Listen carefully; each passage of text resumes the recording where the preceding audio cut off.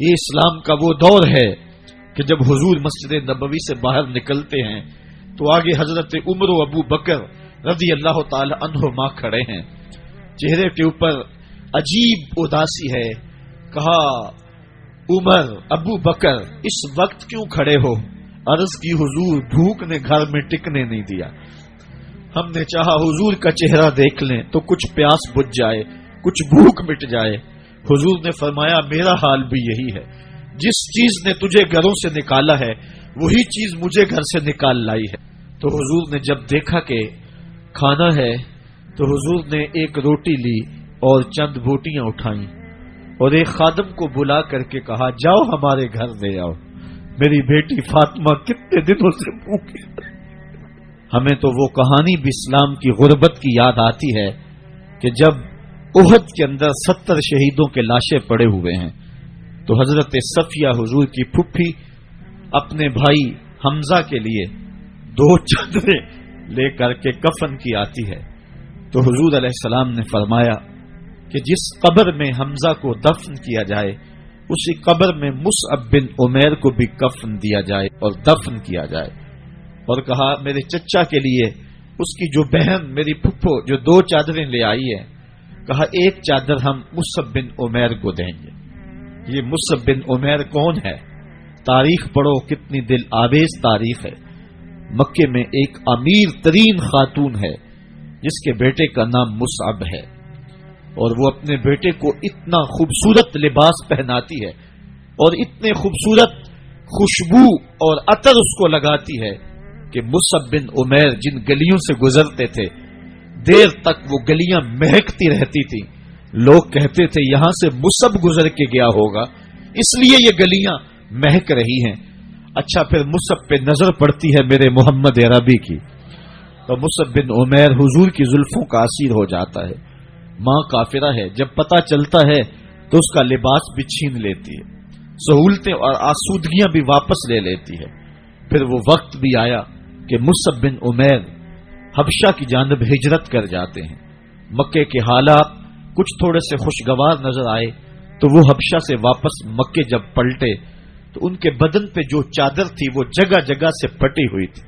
میرے آقا کریم علیہ السلام نے دیکھا تو حضور کی آنکھوں میں آنسو ٹپکنے لگے.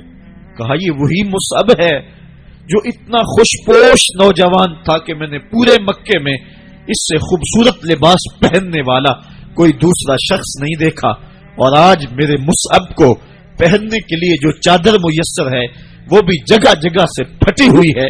یہ اسلام کی غربت کی کہانی ہے. اور آج احد میں یہی مصعب بن عمیر شہید ہو جاتے ہیں اور ان کے لیے کفن بھی دستیاب نہیں ہے. حضور نے کہا جو میرے چچا کے لیے 2 چادریں لائی ہیں ان میں سے ایک کا کفن مصعب کو دے دو نا، اور دوسری چادر سے کفن میرے چچا کو دے دیا جائے. اچھا حضرت مصعب کے لیے بڑی چادر رکھ دی گئی اور حضرت امیر حمزہ کے لیے جو چادر تھی وہ چھوٹی تھی.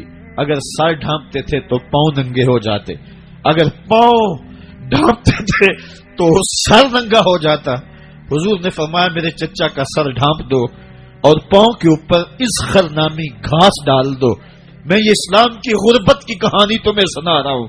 جب میرے رسول کے چچا کے لیے پورے کفن کا ٹکڑا بھی دستیاب نہیں تھا، اسلام اس وقت بھی عزت پا گیا تھا، اسلام اس وقت بھی ذلیل نہیں تھا، اسلام اس وقت بھی سربلند تھا، اور اسلام اس وقت بھی عزتوں کی مسند پہ تھا.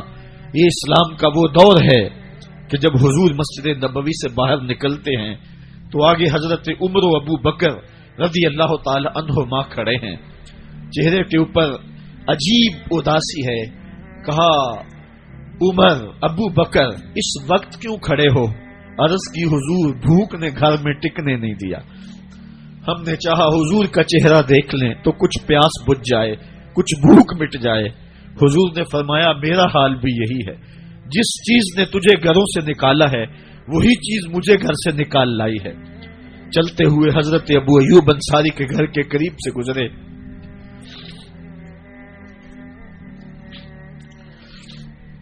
حضور کی خوشبو پا کے وہ باہر آ گئے.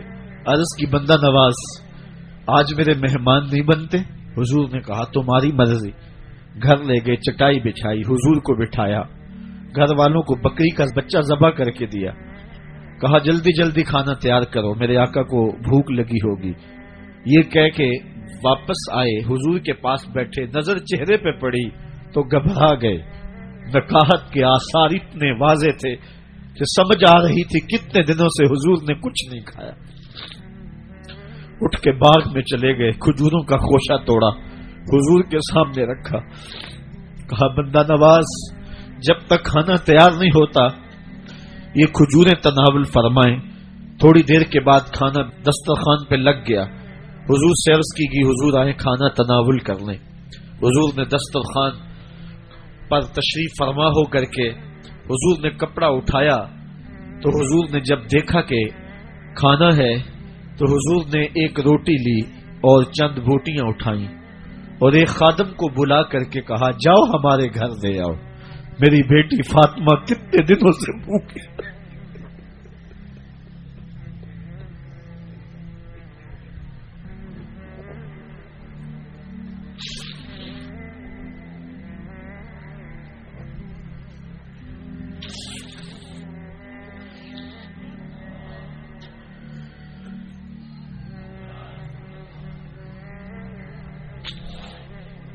کہا جاؤ ہمارے گھر دے آؤ، میری فاطمہ کتنے دنوں سے بھوکی بیٹھی ہوئی. مال کے کونین ہیں گو پاس کچھ رکھتے نہیں، دو جہاں کی نعمتیں ہیں ان کے خالی ہاتھ میں. آپ کو پتا ہوگا کہ جب میرے رسول کا انتقال ہوا ہے، حضور کا وصال ہوا ہے، تو حضور کی ایک زرہ ایک یہودی کے گھر میں گروی رکھی ہوئی تھی. حضور نے زرہ رکھ کر کے اس سے قرض لیا ہوا تھا. یہ اسلام کی غربت کی کہانی ہے اور پھر اللہ نے اسلام کو امارت کے رنگ بھی دیے. آؤ تمہیں کہانی سناؤں. حضرت عدی بن حاتم روایت کرتے ہیں، صحیح بخاری میں روایت ہے. یہ حاتم تائی کے بیٹے ہیں. کہتے ہیں میں حضور کی خدمت میں حاضر ہوا. ایک شخص آیا، کہنے لگا حضور غربت نے میرا برا حال کر دیا ہے، اور اس نے شکایت کی غربت کی، پسماندگی کی اور اپنی معاشی بدحالی کی. پھر ایک شخص آیا، کہنے لگا حضور میرے پاس دولت تو ہے لیکن میں نے جس منزل پہ جانا ہے راستہ پر خطر ہے، تو میرے لیے کیا حکم ہے کہ میں کیسے راستہ طے کروں. تو یہ دو لوگوں نے یہ باتیں کی تو حضرت عدی کہتے ہیں کہ حضور نے روئے سخن میری جانب موڑا اور میری جانب مخاطب ہو کے کہا عدی تو نے ہیرا دیکھا ہے؟ عدی کہتے ہیں میں نے عرض کی حضور دیکھا نہیں، سنا ہے. ہیرا یہ شہر ہے عراق کا. تو حضور نے فرمایا عدی تو نے ہیرا دیکھا ہے؟ میں نے کہا نہیں حضور دیکھا نہیں، اس کا تذکرہ سنا ہے. فرمایا عدی اگر اللہ تجھے زندگی کی مہلت دے تو ہیرا سے ایک خاتون چلے گی، تو اپنی آنکھوں سے دیکھے گا اور مکے تک پہنچے گی اور اللہ کے گھر کعبہ کا طواف کرے گی اور اس کو ہیرا سے لے کر کے مکے تک اللہ کے علاوہ کسی کا ڈر نہیں ہوگا. کہتے ہیں کہ میں نے دل میں کہا کہ پھر بنو طے کے ڈاکو مر گئے ہوں گے جنہوں نے عرب کے اوپر روب ڈال رکھا ہے، تو وہ تو پھر ختم ہو گئے ہوں گے. کہتے ہیں میں بھی سوچ ہی رہا تھا کہ حضور نے مزید میری حیرت میں اضافہ کرتے ہوئے کہا عدی اگر تجھے اللہ نے زندگی کی مہلت دی تو دیکھے گا کہ کسرا کے خزانے تیری جھولی میں ہوں گے. تو اس دور کی سپر طاقت تھی. میں نے کہا حضور کسرا بن ہرمز؟ حضور نے فرمایا ہاں کسرا بن ہرمز. کہتے ہیں کہ حضور نے پھر فرمایا دی اگر تو زندگی پائی تو تو وہ دن بھی دیکھے گا کہ ایک شخص زکوٰۃ کی رقم لے کر کے، زکوٰۃ کی چاندی لے کر کے، زکوٰۃ کا سونا لے کر کے نکلے گا اور اس کو کوئی زکوٰۃ کا مستحق ہی نہیں ملے گا. حضرت عدی بن حاتم کہتے ہیں کہ پھر میں نے وہ منظر اپنی آنکھوں سے دیکھا کہ ہیرا سے ایک خاتون چلی اور مکے تک پہنچی اور امن ایسا تھا کہ اس کو اللہ کے علاوہ کسی کا ڈر نہیں تھا. پھر وہ لمحے بھی میں نے دیکھے کہ کسرا بن ہرمز کے خزانے مسجد نبوی کے باہر پڑے ہوئے ہیں. تو کہتے ہیں تیسری چیز میں دیکھ نہ سکا اور میں نے لوگوں کو کہا کہ یہ میں تو نہیں دیکھ سکا، میری شاید زندگی وفا نہ کرے، اور اگر تمہاری زندگی وفا کرے تو تم دیکھنا میرے آقا نے جو فرمایا تو 2 باتیں تو پوری ہو گئی ہیں اور تیسری بات تم دیکھ لو گے۔ حضرت یحییٰ بن سعید فرماتے ہیں کہ حضرت عمر بن عبد العزیز کا زمانہ تھا اور انہوں نے مجھے افریقہ کی جانب زکوٰۃ وصول کرنے کے لیے بھیجا۔ میں وہاں سے زکوٰۃ وصول کی اور پھر میں زکوٰۃ لینے والے مستحقین کو ڈھونڈنے لگا تو کہتے مجھے کوئی مستحق نہ ملا۔ پھر میں غلام پکڑتا اور اس کے پیسے دے کے اس کو آزاد کرواتا چلا جاتا۔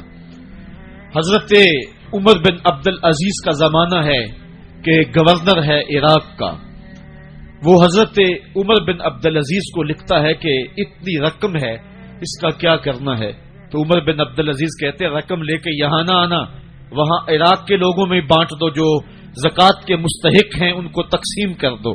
تو گورنر لکھتا ہے جو مستحق ہے ان کو دے دی، اب کوئی مستحق نہیں رہا تو میں کیا کروں؟